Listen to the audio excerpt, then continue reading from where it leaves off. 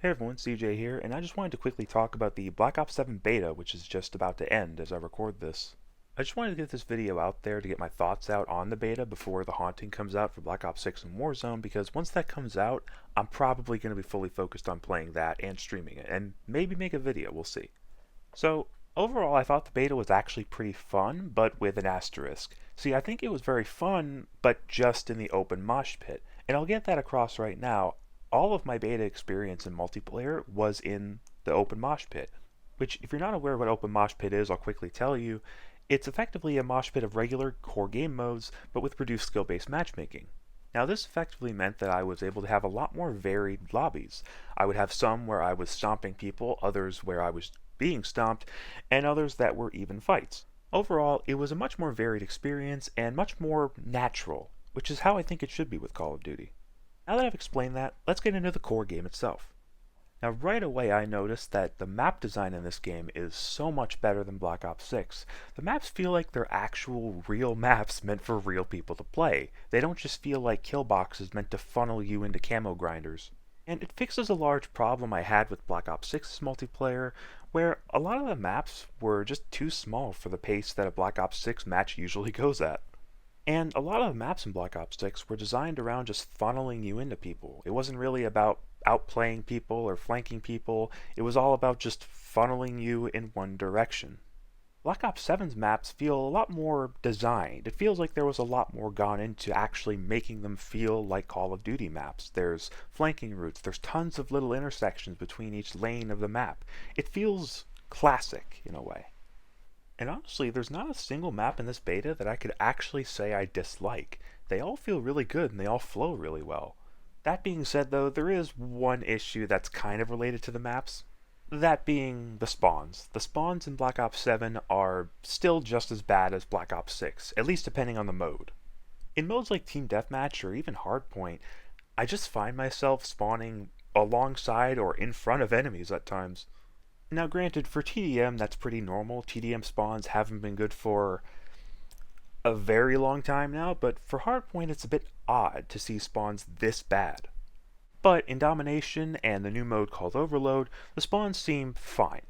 Speaking of Overload, that's the new mode that's been added with this beta, and to be honest, I actually kinda like it, more than I thought I would.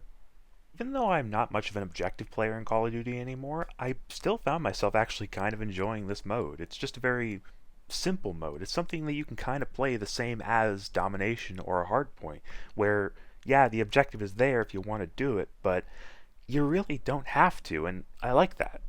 That's really all I have to say about the mode. It's a good mode. It's a lot better than Kill Order, which was introduced with Black Ops 6, which still gives me nightmares every time I say its name out loud, so yeah. The next thing I'm going to talk about is something that surprisingly Treyarch has improved upon, which is something they normally have trouble with, and that's the hit detection. Treyarch games are typically known for shoddy hit detection. You know, Cold War, Black Ops 6, Black Ops 3, sometimes Black Ops 4. You'll shoot at someone, the bullets just phase right through them. A lot of it is caused by desync and netcode issues on the server end and not from your end. Now, yes, every Call of Duty from every studio has had this problem, but with Treyarch it's typically a lot more noticeable. However, in this beta, it feels very responsive when it comes to hit detection.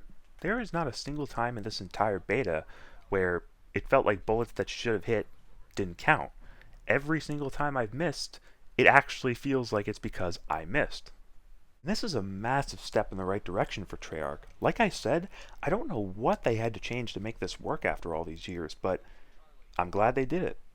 Because let me tell you, going from good hit detection in Modern Warfare 3 to what Black Ops 6 had was jarring as fuck. Now the final thing I'll talk about for this game's multiplayer is all of the really fun little ideas they've come up with. Things like the sight gas, which makes you see clones of enemy players that are fake.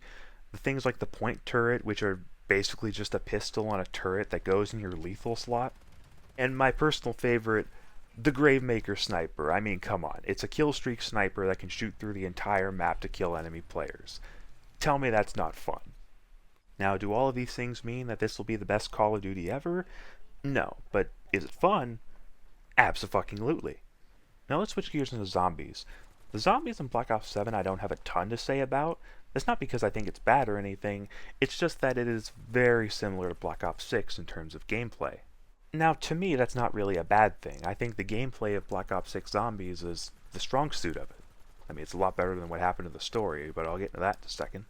So, as a game, Black Ops 7 Zombies is fine. If you like Black Ops 6 Zombies, you'll probably like this one. And even if you didn't, Treyarch did announce in their blog post that they're adding what's called a cursed mode, which effectively lets you turn it into more classic zombies, starting pistol, classic point system, etc. Now, the only map we have in the beta is Van Dorn Farm, which is just a small little survival map, but it's not bad. I mean, survival maps were a thing in Black Ops 2, they came back in World War II. I think they're fine to be there.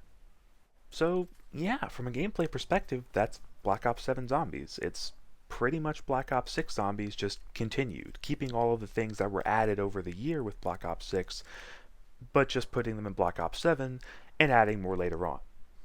Now, obviously, the story isn't featured in the beta at all, it's just gameplay here, but I feel like it's something I should bring up for anyone who's planning on getting this game. Now, I'm someone who loved the Dark Ether story from Cold War, Vanguard, and even MWZ, but Black Ops 6 really just completely fumbled it in my opinion. The story really just had no direction in Black Ops 6, it kinda just was there, and don't even get me started on that ending. The words creatively bankrupt would be the world's largest understatement to describe that ending. Now, if you're anything like me, you're probably wondering, why did any of this happen? Why did the story take this direction, and why was it done so poorly? And to that, I have an answer for you.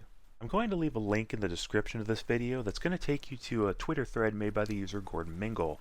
What they've done is compiled a bunch of the findings from different community investigations into Treyarch to try and figure out what's going on behind the scenes with the writing team and why the story's being written this way. I honestly encourage all of you who are even slightly interested in the story of Call of Duty Zombies to take a look at this because I think you'll learn quite a lot about what's going on at Treyarch. Now, I know that was a bit of a tangent, this was meant to be a video about the beta, but I just wanted to get that out there. So, what are my thoughts on this beta as a whole? Well, I think it's a very fun beta, and I think Black Ops 7 so far is looking to be pretty fun, but it's not going to make me jump out of my seat and pre-order the game. It's something I'd more so pick up on a free weekend just to try it out to see how it's going. That's not to say that the game is not good so you shouldn't buy it, it's more so that I've been burned by Black Ops 6 and I would rather just wait to see what their long-term plan for Black Ops 7 is going to be before even thinking of investing anything into it. Especially if their long-term plan includes spamming us with generative AI garbage, I would say skip it if that's the case, but as of right now, it's a fine beta.